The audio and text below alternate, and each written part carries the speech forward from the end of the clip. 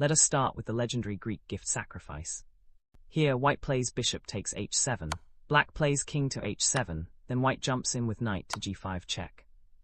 The king runs back with king to g8, and white drops queen to h5. Rook e8 only move, now come queen h7 check, king f8, queen h8 check, knight back to g8, knight h7 check, king e7, bishop g5 check, pawn to f6, queen takes g7, it should be an easy win.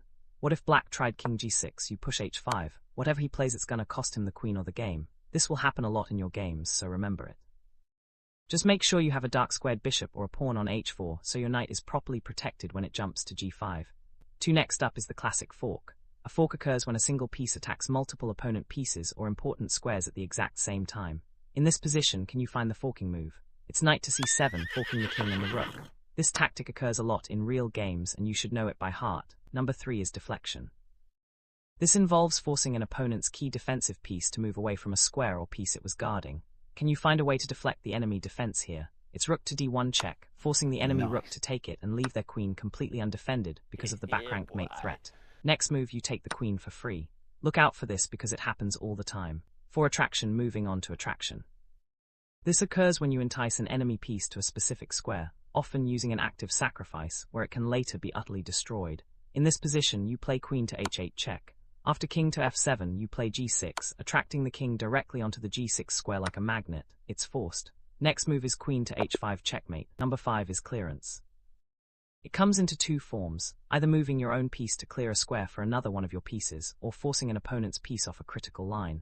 Pause the video and see if you can spot it here. White needs to clear the diagonal and remove the bishop from g7. The move is queen h8 check, a brilliant queen sacrifice. After black takes the queen, you play knight to h7 checkmate. Next, we have the Desperado. A Desperado happens when both sides have hanging pieces. You capture material with your already doomed piece to secure a much better material balance at the end of the sequence.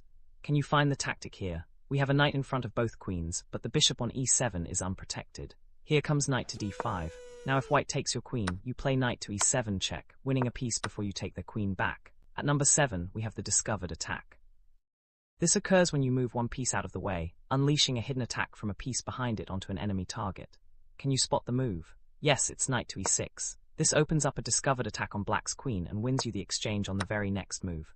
Number 8 is interference. This happens when you place a piece directly between an enemy piece and its defender, snapping their connection and leaving your opponent facing massive loss of material. In this position, black has two rooks on the same file, but white can slice right between them. Can you find the winning move? Yes, it's knight to e4. This forces black to give up the exchange because the rook on e3 is no longer protected. Number 9 is the backrank threat. Sometimes an actual backrank mate isn't immediately on the board, but the mere threat of one gives you enough leverage to steal key material. How do we win this one? It's a classic pattern. The move is queen takes c6. If black takes back, you play rook to d8 check, black blocks with queen back to e8, and rook takes e8 is checkmate. The windmill. Finally, at number 10, we have the absolute fan favorite. A windmill in chess is a devastating sequence where you use repeated checks, usually discovered checks, to spin the enemy king back and forth while your rook casually gobbles up their entire army. Can you find the starting move? It's bishop to f6. Black plays queen takes h5, and now the windmill starts grinding. Rook to g7 check, king to h8. Rook takes f7 check, king to g8. Rook back to g7 check again. Black is crying at this point. King to h8. Rook takes b7, king to g8. Rook to g7 check, king to h8. Finally, you play rook to g5 check, king to h7, and rook takes h5 to win the game.